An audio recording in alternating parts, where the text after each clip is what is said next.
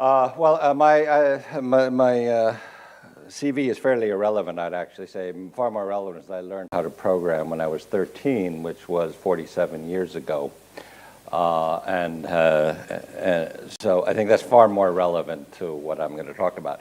I'll begin by saying, the cloud conceptually, Dr. Krempel said, we had these electrical systems were developed in the 19th century.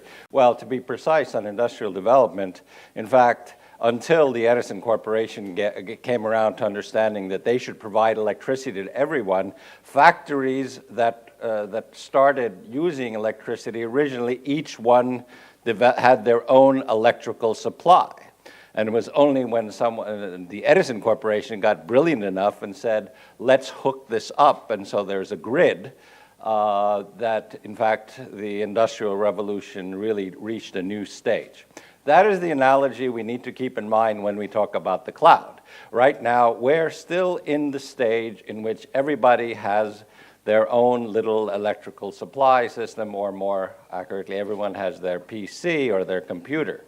And we want to now take the next step in which we actually have the services all up there, and the analogy is precisely that of having electricity in your wall as opposed to having your own generator in your backyard. Now, of course, the cloud, the idea of a European cloud existed long before June 6th, which was the day that we had our last meeting of the Cloud Steering Group, and that was the day that the news came about what Mr. Snowden was saying. And what that has resulted, and I don't know which way it'll go, but I certainly hope it'll go in the way of providing a little impetus to move forward, is that before Snowden, people did not really care one way or another about the cloud and security, because everyone was used to using Google or Amazon or any of these other issues without actually really thinking very much about the security side of this. And of course, the crucial issue has to do with the extraterritoriality of U.S. law and companies, in that, in fact, if you use a U.S.-based cloud service, you can, in fact, the cloud service is subject to U.S. law, and you don't have the guarantees legally that exist or should exist in Europe, and that, of course, gave a big push for a European cloud. On the negative side, I just read last week, I think it was in Die Welt, it said that for example, in Germany, public confidence in using cloud at all has plummeted. And so we have this, on the one hand, we have this driver of moving towards a European cloud in terms of actually one that is based on US law without any external extraterritoriality.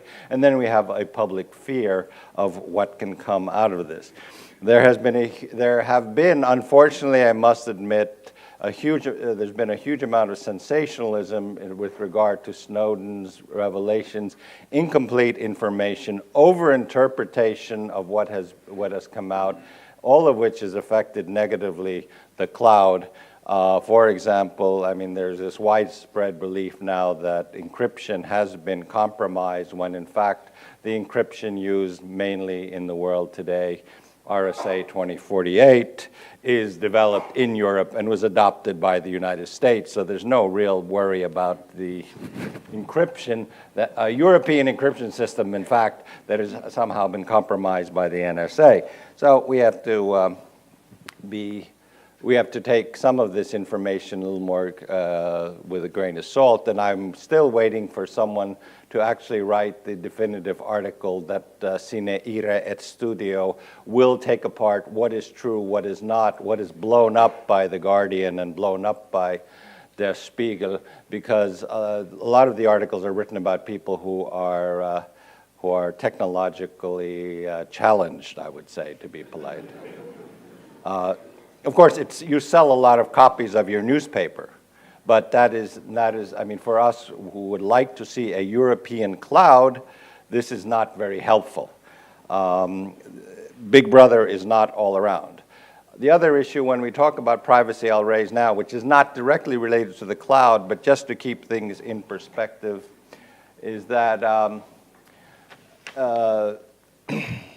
the cloud is not the big danger or not the big evildoer. It's that the real problem is, and any of you who have one of these in your pocket, and you actually use an app. I mean, do you think all these apps you've downloaded into your computer are there because people are good Samaritans and volunteering to make apps that you can download for free and put all your information in? Well, then you have a very strange idea of human motivation. I would argue there is no such thing as a free app. And the amount of data that is out there that people put voluntarily is huge, whereas in the cloud it would be highly legally supervised, regulated, whereas what you do with your smartphone, I mean, that's up to you, but your data is going out there. There's a wonderful book on big data written by a German professor at Harvard, Professor Maya Schoenberger, which came out this spring. I would highly recommend it. He tells a great story there which shows at the level of data protection we have today. It talks about a company that produced products for pregnant women. They did this by looking at the purchases of swipe cards of women. And based on that, they developed a big data model of what was a ideal person for direct marketing. And it was such a good model that one day they got a phone call from an irate father saying, "How dare you send my 16-year-old daughter pregnancy product advertisements?" And the company was really worried because that was the United States. Everyone sues everybody for millions of dollars. And then they called the guy back to make an offer, but the father instead said, "I have to apologize, my daughter is pregnant." Now that is not based on any cloud information. That is simply by buying products with a credit card. So let's keep all of that in perspective. The whole idea of what is public and what is private has changed completely. The cloud is one of the very few areas where, in fact, in the case of data, we can regulate it, be sure that what is in there is private, secure, and so forth.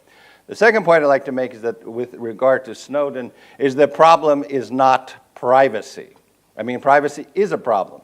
The real problem, when we look at computer security and data security, there are three components. One is confidentiality or privacy. There's a second, which is accessibility to data, that you always get it. But the real issue that we face when we do anything serious with the cloud is the integrity of the data. That means that no one is changing your data if you put it up somewhere. Far more important than someone seeing what your blood type is that someone can change you from being Rh positive to Rh negative in your medical records in the cloud, because that will have direct impact on your life if you go to a hospital. So data integrity is far more important. We should be thankful for perhaps the revelations, but we have to be concerned about far more important things than simply privacy, because data integrity is what can kill people. Privacy may be unpleasant, but integrity is the key issue. These are the issues that we face in the cloud steering group and that we're trying to address. Many of the solutions are technological and mathematical and have been tested and proven. We have a forerunner of what I would hope to be the sort of a genuinely functional cloud already between my country and Finland, with a data exchange level that we have adopted that is being used by both countries with very secure identification and authentication of identities, where neither country gets to see the data of the other country unless it's authorized, but we do have a common exchange layer that allows this to happen.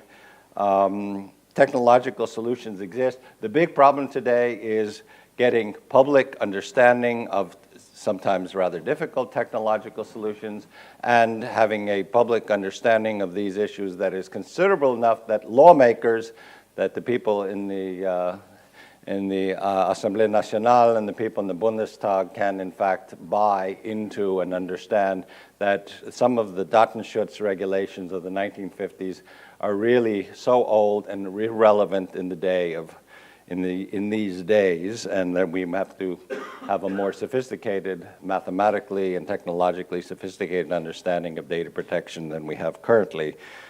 If we don't develop that, we will simply fall behind, and all of the big cloud companies that will be used by the public anyway will be either American or Chinese.